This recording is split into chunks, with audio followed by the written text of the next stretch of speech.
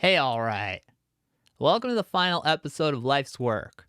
Thank you for listening. I hope you've enjoyed the series so far and hope you enjoy this final episode too. I first met Laura and Mike when I interviewed Laura for my podcast Better Yet, which ran from 2016 until the end of 2019. But I am thrilled to let you know that Better Yet will be coming back next Thursday, September 10th. Better Yet is a long-form conversation about music. You can find it wherever you're listening to this podcast, and I'd like to invite you to subscribe to it and to check out some of our past conversations that are in our archives with folks like Steve Albini, Sadie Dupuis, Lauren Denizio from Warriors, Mikey Erg, and over 100 more. And more to come, starting next week when I talk to Namdi, Chicago's prodigal son. We'll see you over there. For now, enjoy the show. This is Laura Stevenson, leading a chorus of friends through the closing section of Montauk Monster, the 9th track on her second album, Sit Resist. You record the claps and all that at Alex's? Yeah, the claps. And that was the same night that we did the singing saw stuff with Anne-Marie, because she was there and she helped us clap, and you can hear her laughing in the background. So yeah, it was just all of us. I think I yelled, "He's a crazy guy," about Steve. And somehow we kept that. So that was fun. But he's a crazy guy. Sit Resist has been remastered at Abbey Road Studios and will be reissued by Don Giovanni Records this Friday, September 4th, 2020. Life's Work is a podcast about Sit Resist, the story of a songwriter finding her people and people finding her songs. I'm Tim Chris for Better Yet, and this is Life's Work. Sit Resist was released on April 26, 2011. The album title, as we've learned, is a reference to motion. We saw the ways Laura gained momentum in the months and years that led into Sit Resist, and looking at the years that followed, we see references to that same motion in the title of Laura's follow-up records. Wheel continues. Cocksure continues with assurance. The big freeze, don't fret, will thaw out with the spring.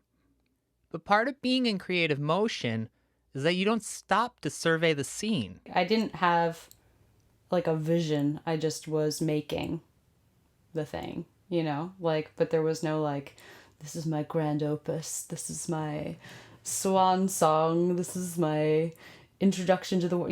It's either I don't know. I just didn't really think about what statement I was making by making it. I just wanted to make it. When it comes to narrativizing her career, Laura's far too humble to make declarations. In fact, we'll be hearing a lot more from other people on those topics this week.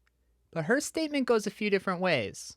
Mike Campbell is Laura's partner, her bandmate, and is keen to the changes Sit Resist brought to Laura's career as a musician. I think of Sit Resist as sort of the beginning of Laura contending with the idea of this is what I'm going to do for a living and career. And it definitely, having been a part of it, was when the corner got turned and it was like, this is what we're doing. We're dedicating our lives to facilitating being able to do this as a career and as a profession.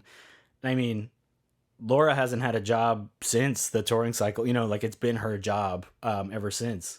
So it is sort of the corner being turned to, this is something we are just doing for fun, to being, this is something we're doing for fun, and we want it to be our jobs because it's fun.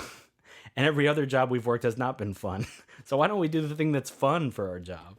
Jeff Rosenstock is one of many who can speak to the fact that when a record like Sit Resist was released on a punk label like Don Giovanni, there was a monumental shift in the way punk was seen from the outside and from the inside. I think a lot of our bands that didn't easily fit into any niche, how do you put Nietzsche? Yeah, that didn't fit into any niche. I think a lot of our bands just found each other. And I think that's how we maybe reached a non-traditional audience. And we would obviously cross paths with pop punk bands and play punk houses and all that shit. But there was just a handful of bands from that time that I think, I think of the Sidekicks in the same way. I think of Good Luck in the same way. That we were just making a different kind of beast. And even though Laura's music was not was not punk like was not it wasn't power chords and a fast backbeat or anything like that, you know. I think that we all kind of just bonded with each other, the fact that like we kind of felt like the freaks in this scene where people, you know, really want a band that fits into the punk mold easily, and none of us were quite, you know, maybe we kind of started doing that, maybe that's how we all started off, but I think we all just kind of like grew into making weirder and weirder shit. And I wonder if that's just because of the other stuff that we were listening to, like, you know, Akron Family or Islands, or just like being inspired by some music that was coming out of Athens, like We versus the Shark. Like we were all just kind of taking it all in. So maybe that's why it was there for the like outsiders, you know? I mean, it was a great punk record, and I think people were also starting to look for different things from punk. We remember Joe Steinhardt of Don Giovanni Records. There was like stuff like Against Me and Defiance, Ohio, and there were like these other bands at the time that were punk, but they weren't like hardcore, and they weren't thrash, and they also weren't like pop punk, but they were clearly punk bands. And I think people started to really explore that kind of thing, and what could you do through the punk lens. There were, you know, Planet X records or No Idea records were sort of starting to make room for acoustic guitars in punk, I guess. If, you know, I mean, again, those bands I very much still consider to be punk hard stop. You know, those are punk bands, whereas I wouldn't call Laura a punk band in a traditional sense, even though we come from punk and sort of approach things with the DIY punk ethos, which I think before they sort of became canonized as like one of the most important indie rock records ever, I think Neutral Milk Hotel was very much of that as well. They were very DIY. People tend to want to categorize and define art in the moment. It's how we make sense of it. It's just how it is. Recently in music, that definition often entails a number and a decimal point. And while that's become one of the ways we've become accustomed to canonizing music in the last few years, not only is that a pretty recent development, but it's pretty removed from the way people actually listen to music or share it. Lucy Dacus shared the story of the first time she heard Laura Stevenson on episode 3 of this podcast. Here's the story of the person who brought the record over. Yeah, the person that came over and showed me a record was a punk kid, like an anarchist punk kid, and got the record at Vinyl Conflict, which is this punk record store in Richmond. So I was aware of that from the very beginning, and like, oh, why is she the exception to the rule here? Like, why are the punk kids getting into Laura Stevenson? Because I was, you know, I went to a ton of punk shows. I went to like, you know, a show almost every night in high school, and like was kind of into noise and like had a bunch of punk friends that, I don't know, that ethos was so strict in the circle that I was in. Like people would talk about what it means to be punk more than any other place than I was. It was so like concerned with defining itself. And I felt like she was breaking those definitions, but why was she still allowed? And I loved it because I think that's another thing that kept me from making music or sharing music, was that, you know, I just had an acoustic guitar, but all the music I liked was like Ramones ripoff bands. So I think it was encouraging to see somebody not be beholden to genre, no form, no snooty recording. Like it just didn't seem like she was trying to please anybody. And maybe that's why punk got into her so much. Like it's not super overt, but like, yeah, punk, I guess punk as I understood it then, and maybe now, it's like you aren't answering to anybody. Like you're doing precisely the fuck you want to do. I'm allowed to say fuck on the podcast. I don't know. As Laura's music filtered out to people who didn't give much of a shit about genre or what score a record was given, it laid an influence on an entire generation of young songwriters like Lucy Dacus and adult mom Stevie Knipe.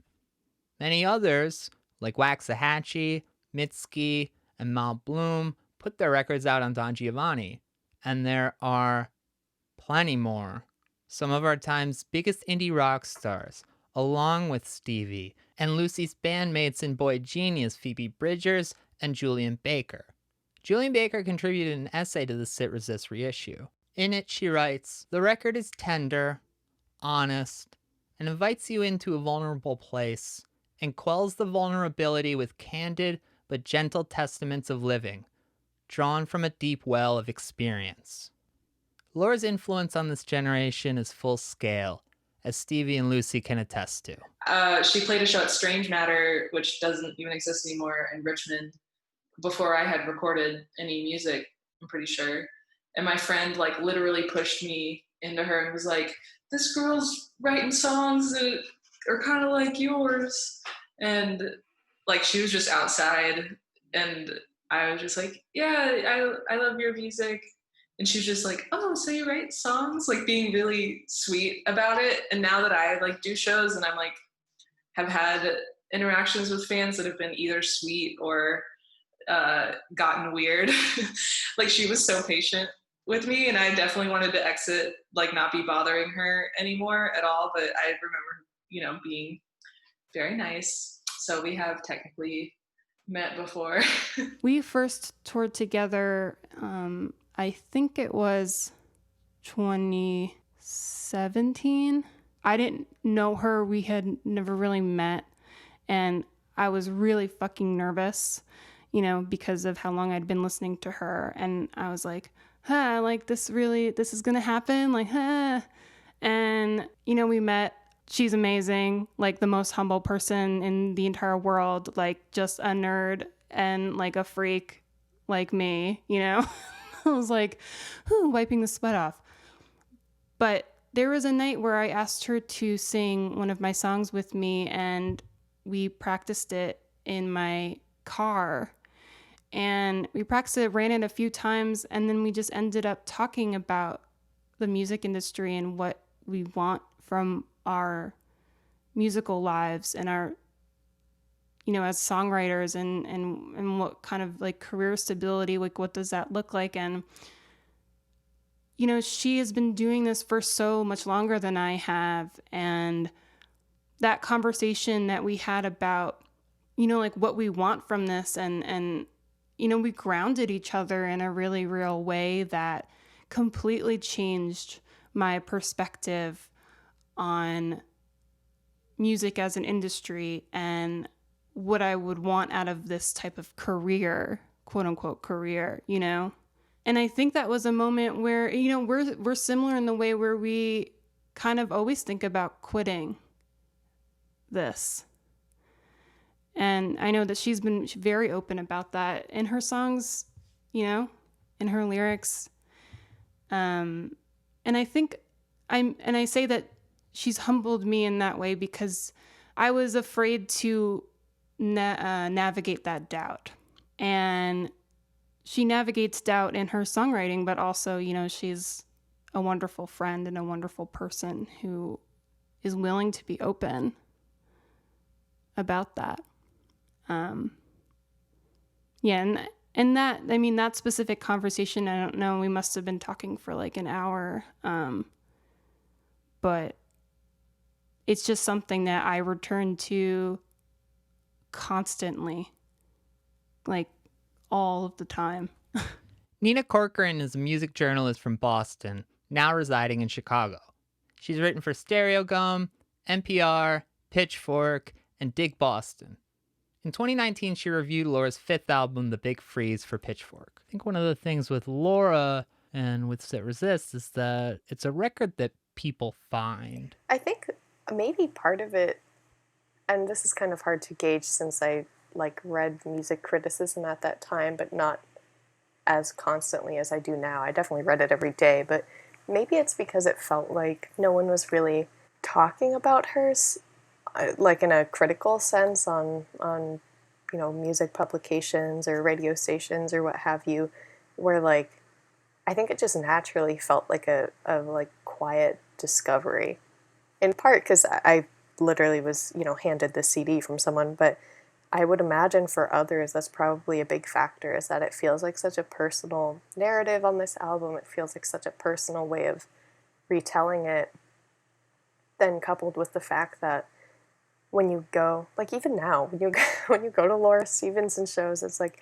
you can go with a bunch of friends, but it feels like you're watching her like by yourself. Not in a sad way. I don't think that's a sad thing, but I know all the times I've seen her, I'm physically standing next to friends or my partner or whomever, but I feel like it very much feels like you're sitting there hearing someone play your songs just for you in like a very one-on-one type of way.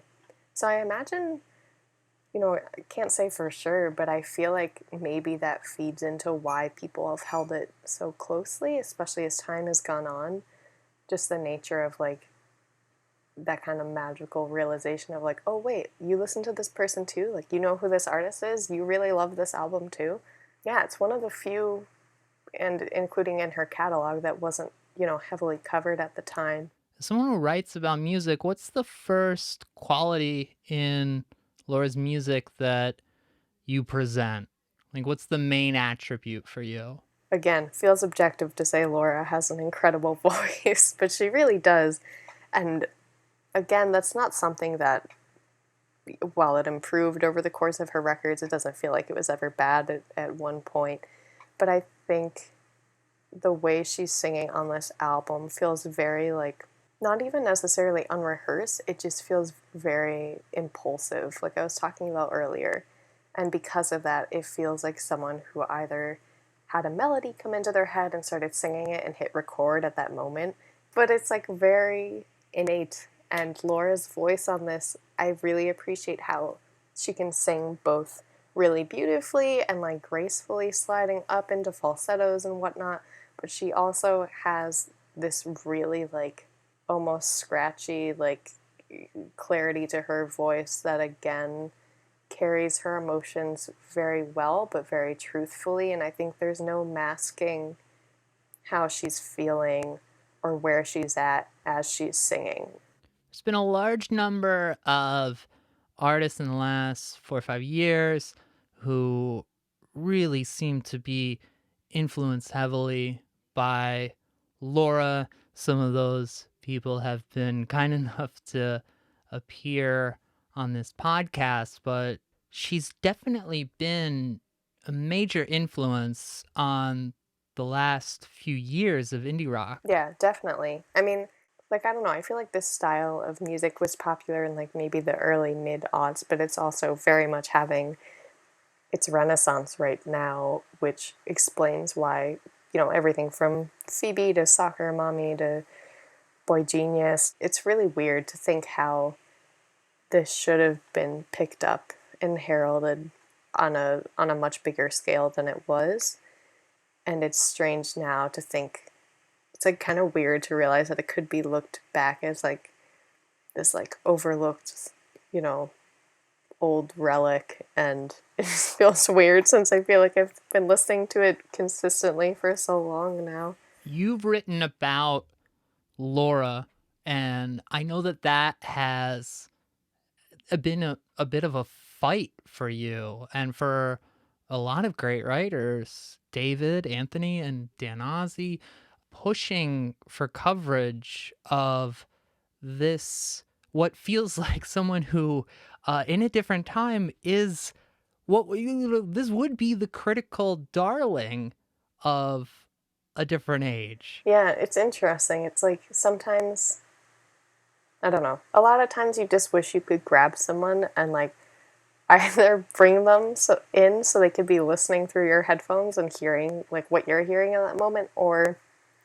more often than not, and this is the case with Laura, you wish you could take someone and like put them in that live setting and just be like, just listen to this 45-minute set, and then you can do whatever you want after, but just sit there and listen, because there's that type of like rapt attention and a very quiet, attentive audience, and Laura obviously just belting her heart out, and it makes me think a lot of how long you just have to continue to be like, hey, I think this person's really great, and like constantly try to find outlets who will let you talk about that to a wider range of potential readers or potential listeners, but also just to do that one-on-one with people, because eventually they'll hear you out and give them a try. But it's weird seeing the long game being sometimes the only route for people even though it feels so obvious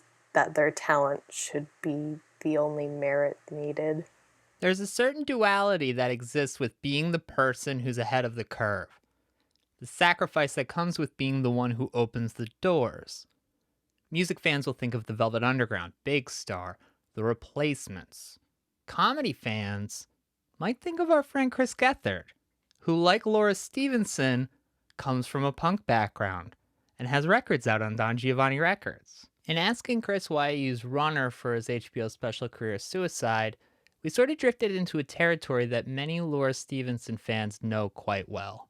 It was really intentional for me to use Laura's music. First of all, because I do feel like I'm part of a community. I feel like I'm on the fringes of the punk community. I'm on Don Giovanni Records.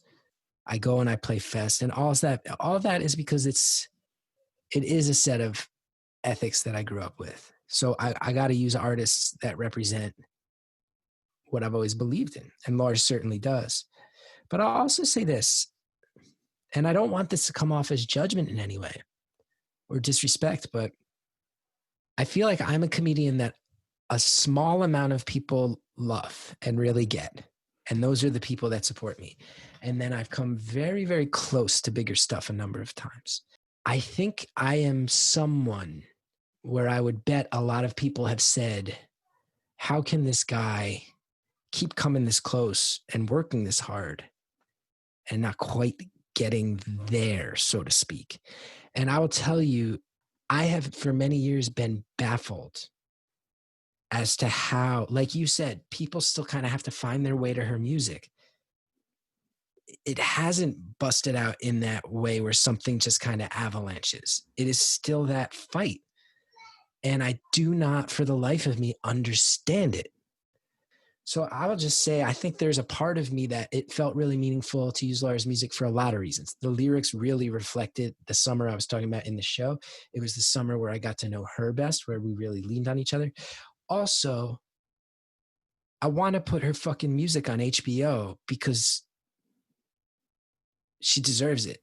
Chris hits on the feeling as it exists from within, but also the way it exists from the fan's perspective, of wanting your favorites to get what they deserve. It's something Laura and I talked about on Better Yet in 2016. But, like, I just don't give any of that shit any weight anymore, which is, like, I don't know. I used to resent it so much that, like, critics just didn't seem to care about us. We were never cool, you know? Like, we were, like, a music fans band, but not, like, a critic pick. Right after the cut on that clip, I went on a bit of a rant about a website. But it seems like there's more to be gained at this point by listening to what music fans have to say about Laura Stevenson. I don't know. I love going to Laura's shows now because I always love going to Laura's shows, but it's been really nice off Big Freeze to see the people at Laura's shows and see them emotionally react the way that I have felt all the time. And it makes me think of times where we've played shows like at a punk house on that tour that we're talking about, and people were too drunk and loud to like actually give a shit. Or pay attention or even notice that somebody was playing because they're playing quietly. Or think about Laura at Minnesota's and like think about like these drunk assholes like leering at a lady playing the guitar. And to see Laura playing a bunch of shows on the Big Freeze in 2019 and see the people just like standing mouths agape in awe of quite honestly, like a very humble and truly funny and just talented and communicative songwriter. It just feels amazing. And I feel like where Laura's at, I think she's like, it's just so cool to see how she's found her people and how it's grown and how it's like a unique batch of people who I don't really see at other shows necessarily, you know? I think her music is really transcendent, and I think that it speaks to lots of people, and it's cool to see it seeing more people, you know? She's established a longevity in her career and her writing. Every one of her albums, I can confidently say, are great. And every one of her albums, shockingly, gets better and better and better. That is like such a hard thing and like one of the rarest things that a songwriter can achieve. Like, It's mind-blowing to me. It's really fucked up. And it's like, but I think that's testament to her as she is a grower. Like, she grows on you. There's no gimmick, you know? Like, she is just honest. And that's fucking hard to do. And I think the longevity thing is what I kind of get emotional about when I think about her as an artist, you know?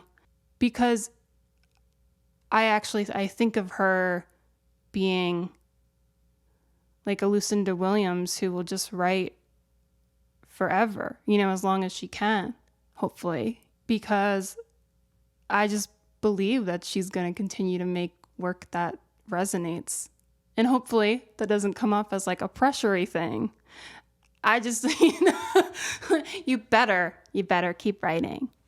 I've known Laura for a long time, and I've lived with Laura for a long time, and she doesn't take bullshit or suffer bullshit, you know, so it is just, there's a lot of dumb, annoying, senseless, pretty pointless, and ego-driven things that you have to do in order to continue to be able to make a living playing music. And that, you know, Laura said to me a number of times that she likes writing songs, and everything else is kind of like she could take or leave, you know? But I mean, sitting and writing a song that's amazing doesn't, you know, facilitate necessarily the life as a person who's professionally making music. But I think it is a matter of like, I think she just sees how pretty gross the whole operation is as a whole.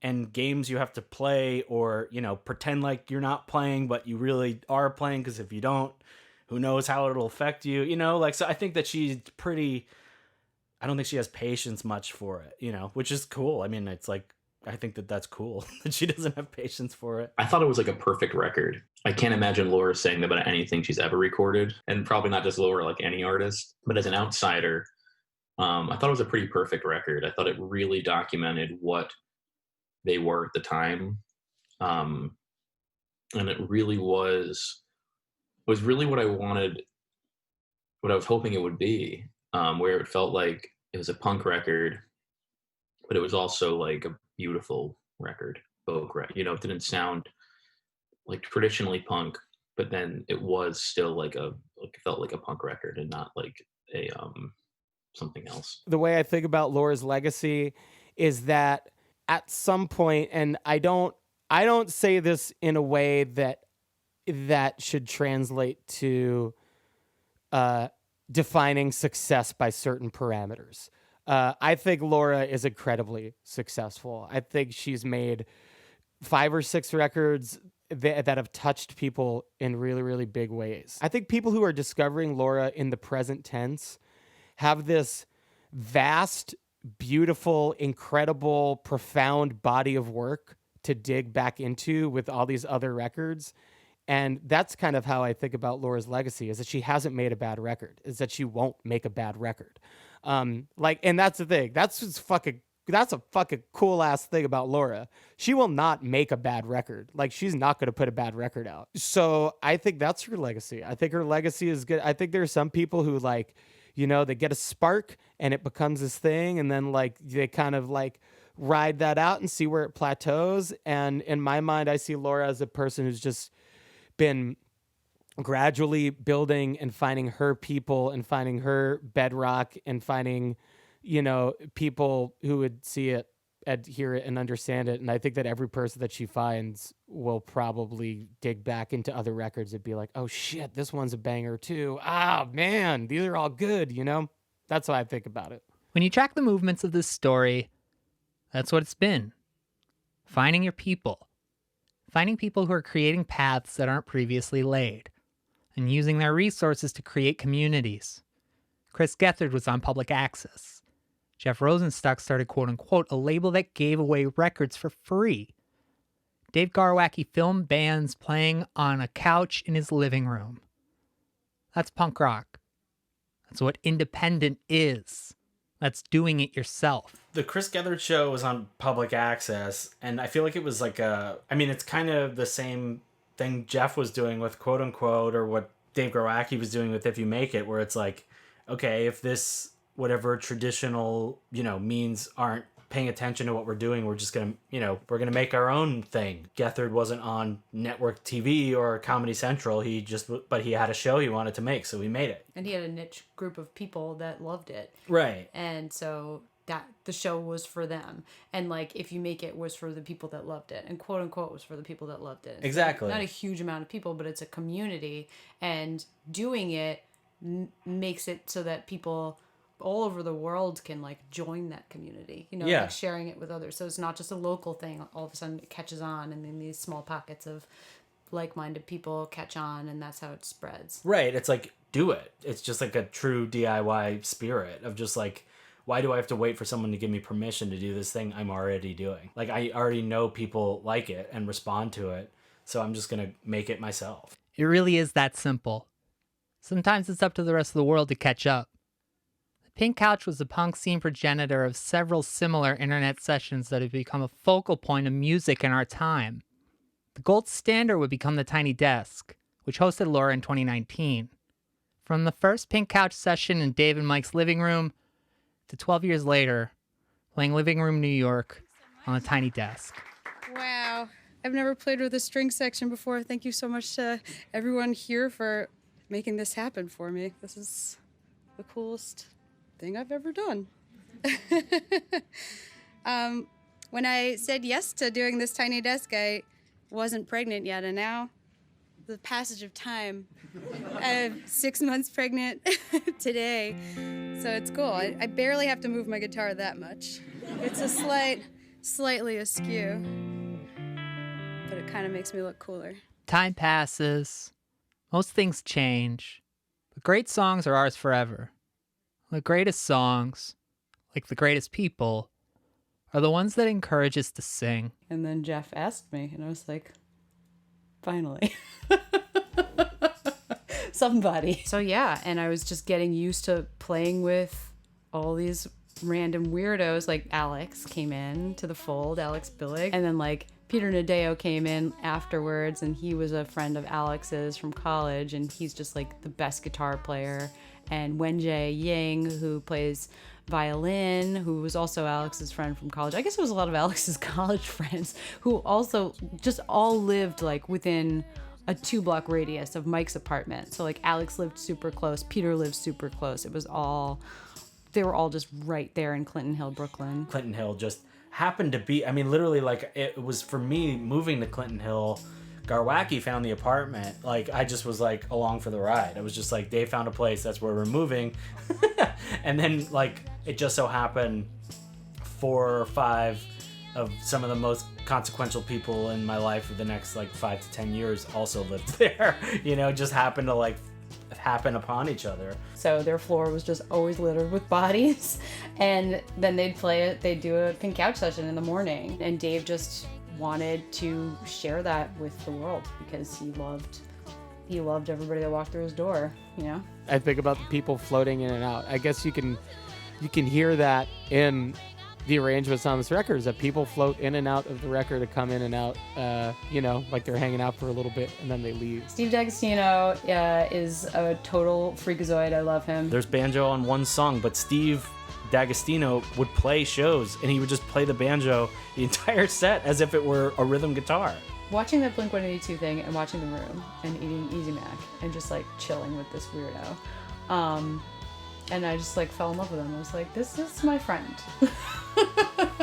And we've been friends ever since. It's hard not to say Master of Art. I remember hearing it before, like we helped pick the single from it. We worked together and like, this is what the single should be. Master of Art. There's no reason that shouldn't have been the biggest song that year it came out. There's no reason. It's catchy, it's heartfelt, it's beautiful, charismatic singer delivering it. I do miss the Cans. Cool name for a band. Laura Stevenson and the Cans. What the hell's that about? Yeah, I just wanted to hang out with him. I didn't know why. I was just like, I want to be this guy's best friend. I like him so much. And that was like before, like things got romantic. We were just like, I just was like, I have to be around him. It was just like, we just became very close And on like a purely friend level, like it was just like, this person rules and I just want to hang out with them all the time. And then I started hearing her music and I was like, oh, I want to play music with this person. Oh yeah, for sure. But it was also like, because I was in school, I was holding everybody back, you know, and like I was holding him back because I was going to Queens College every day, you know, and like I didn't know where we were going to be, but we were going to just be like stuck kind of running in place, living in this place because I'm going to school. And like, I don't know, I didn't even really want to be going to school, so it wasn't something that was like my grand aspiration. So it just felt like I was doing this like bullshit thing, and I was kind of like keeping us from really moving forward. But yeah, I mean, like every song's about Mike. No matter what I want to do, it always ends up like being a love song. I love him. He's great. One could look at it and could see just like a more direct statement about like your career as an artist. Oh yeah, true. But I think it's something that we're learning is that that's not where your head is at with what you're making. Yeah, I mean, like you could always just like be like, when's it gonna happen for me? Or you could just be making shit that you believe in, you know, and just saying, you know, if you don't care about it, go fuck yourself. How's that? Did I do it? Life's Work is a production of Don Giovanni Records, and better yet, to order the remaster of Sit Resist, visit dongiovannirecords.com. Subscribe to Better Yet wherever you listen to podcasts. Really? Yeah, that's awful. Hey. Oh. Hey.